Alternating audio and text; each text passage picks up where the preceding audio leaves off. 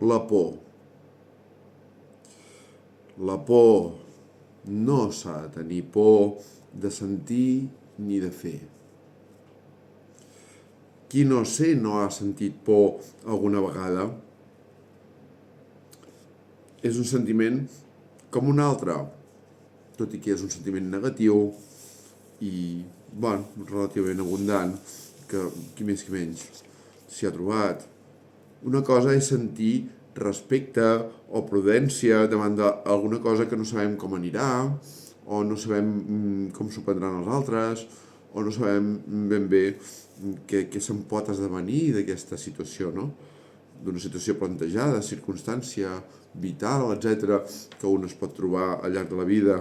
Però jo us dic una cosa, si vas per la vida amb altivesa, d'aquella manera mirant per sobre l'espatlla, la vida et retornarà al teu lloc, perquè habitualment les circumstàncies t'hi porten.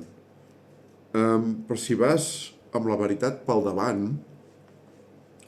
i vols fer pedagogia, perquè quan una persona parla des de la seva veritat, parla també des d'un sentiment de sentiments nobles, que qualsevol persona es troba, positius o negatius, però aquesta persona que s'expressa amb la seva veritat, amb el seu raonament, amb la seva experiència, i aquesta persona habitualment farà pedagogia, intentarà ensenyar alguna cosa, i aquesta persona no ha de tenir por, perquè quan una persona parla des del seu interior, des del seu ésser i des de la seva veritat, habitualment se li obren les portes, se li obriran totes les portes, i això crearà vincles afectius permanents o per sempre, o almenys seran vincles afectius de bona qualitat, no?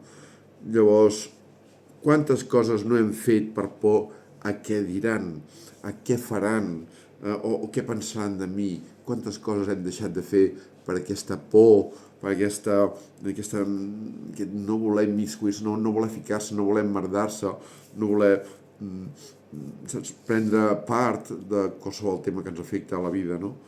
Ningú ha nascut per satisfer tothom, ningú ha viscut per satisfer tothom, però si parles des de la teva o les teves veritats i de l'interior del teu ésser, no hi ha res a temer.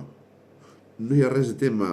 No tinguis por a sortir al carrer, posar un peu al carrer, perquè ningú anirà a fer-te mal amb el propòsit de... I si ho fa, doncs escolta, el problema el té ell, no pas nosaltres. Evidentment que nosaltres estem involucrats, no? Però no hi ha res a temer si tu parles des de l'interior del teu ésser. Perquè no hi ha més veritat que la que una persona porta a l'interior del seu ésser i dels seus sentiments. Si tenim això molt clar, anem bé per la vida, perquè no hem de tenir tanta por. Una cosa és el respecte, la prudència, el sentiment de com aniran, és que no sabem de coses a les quals no ens hem enfrontat a la vida i de cop i volta ens hi trobem. I què hem de fer? Com hem d'actuar en aquesta situació, no? Per tant, jo us diria, no tingueu por de ser vosaltres mateixos o vosaltres mateixes. No tinguem por de ser nosaltres mateixos o nosaltres mateixes. I moltes gràcies per la vostra escolta.